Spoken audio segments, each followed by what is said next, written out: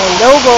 Ayan, nandito na po ako mismo sa harapan ng Hinulugan Taktak Falls dito po sa Antipolo City. So, ipapakita ko na po sa inyo ng harap-harapan ang ganda po ng Hinulugan Taktak Falls. Ito na po siya, oh.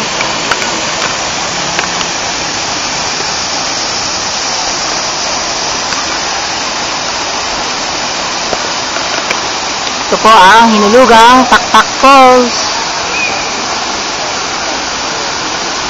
Yan, oh, ganda, no?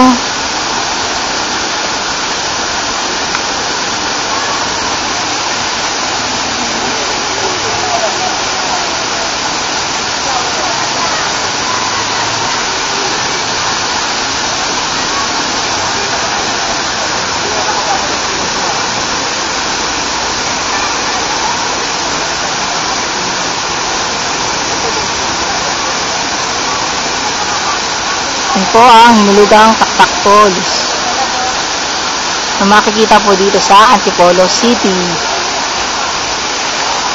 O diba ang ganda?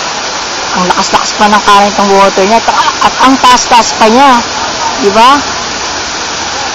Sarap maligo, no? Kaya lang sayang po kasi ang Hinulugang Taktak ay hindi po pwedeng paliguan, hanggang tingin na lamang po tayo. Kasi po, polluted na yung tubig niya. Kung makikita nyo po dito sa ibaba, eh puro bula na po. Parang kala mo may naglaba po sa itaas, no? Yan.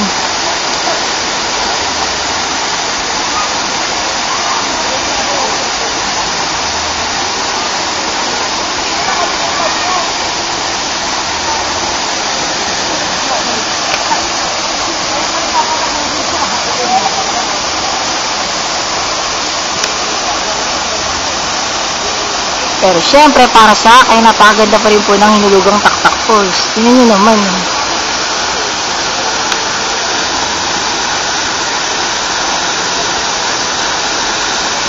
Dito po sa Antipolo, bukod po sa kanilang sikat na Our Lady of Peace and Good Voyage na simbahan, eh hindi po kompleto ang punta nyo kapag di po kayo punta dito sa kanilang pinagmamalaking Hinulugang Taktak Falls.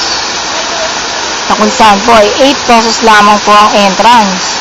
Biruin mo yun.